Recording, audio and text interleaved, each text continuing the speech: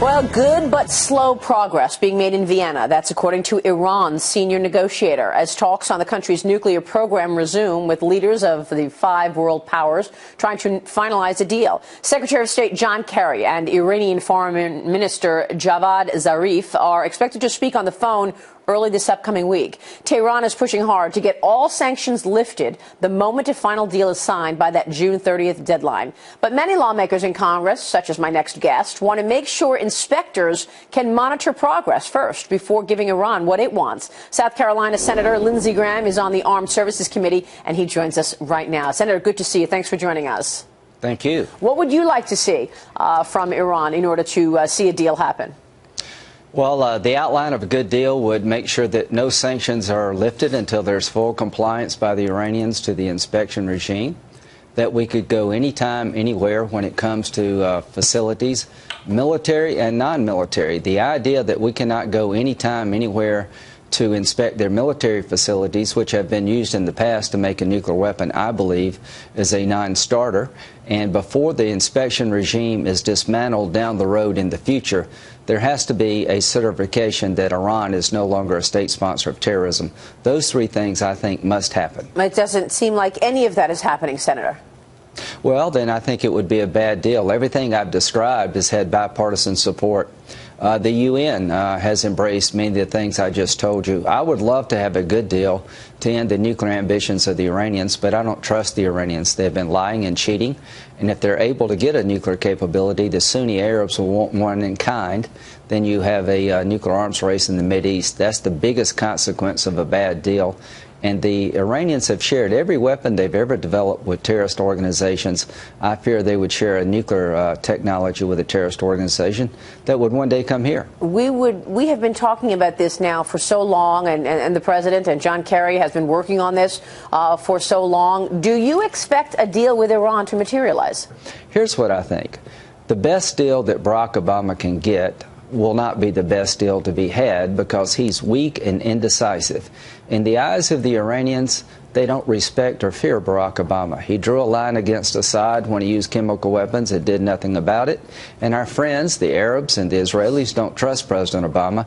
So I think the best thing, if you can't get an airtight deal with every I dotted and every T crossed, is let the next president have a chance to deal with the Iranians. I've got to tell you, I had lunch last week with a former prime minister of a major Middle Eastern country that was our friend, and he said there are questions throughout the Middle East right now. Where is America in terms of leadership and in terms of foreign policy? Right. We simply have impacted our Middle Eastern friendships and sort of alliances at this point.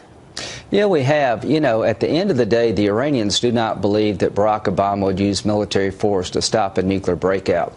Unless the Iranians believe that the military option's really on the table, you're never going to get a good deal out of the Iranians. They have to believe that if they tried to break out and build a bomb, that their regime would be at risk. They believe that from the Israelis, but not from America. America is no longer a reliable friend, and no one in the region fears us anymore. And the Iranians are wreaking havoc throughout the region as we negotiate about their nuclear capability. And one last thought. What does anybody in their right mind believe the Iranians would do with money that they get from sanctions relief? Would they build schools or hospitals? No, they'd put it in their war machine. Well, I think there were reports just recently that, in fact, they were selling more arms to groups like Hezbollah. This is ridiculous that not only Hezbollah, but Hamas. The Hamas terrorist organization has launched 10,000 rockets into Israel. A lot of them come from Iran. Please remember who we're dealing with here. The Iranians supplied copper-tipped IEDs in Iraq to kill about 1,500 American soldiers. The most lethal IED in Iraq came from Iran. So they've been disrupting the region. They have American blood on their hand. They're religious fanatics. And then there's Hillary Clinton. Will she be able to separate herself from the Obama administration's foreign policy as she campaigns and continues to say that she is fighting for the average guy and gal out there? I think our press corps in this country needs to up its game when it comes to Hillary Clinton. She's getting a pass on the most consequential issue of our time, or quite frankly, any time. No one's ever sat down and challenged her. Do you support this framework? Do you trust the Iranians? At the end of the day, should Congress be allowed to review this deal before it's binding?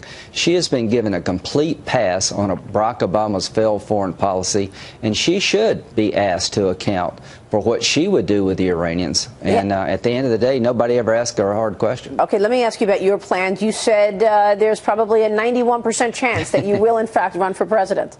91.5. How do you come up with those odds? When are you going to announce, Senator? I'm looking at the end of May, 1st of June. I can get the finances in place. If I can get the finances in place, I'm very likely to do this. These are the most troubling times I've ever seen. There are more terrorist organizations with more capability, more safe haven, more weapons, more desire to hit the homeland than any time before 9/11. And I got the best job in the world being a senator from the United States, senator from South Carolina in the United States Senate. Representing South Carolina in the United States Senate is a dream job for me. But the world is literally falling apart, and we can't get anything done here at home. So that drives my thinking more than anything else. Senator, it's great to have you on the program. We look forward to that announcement in early May. Thank you, Maria. Thanks very much. Senator Lindsey Graham there.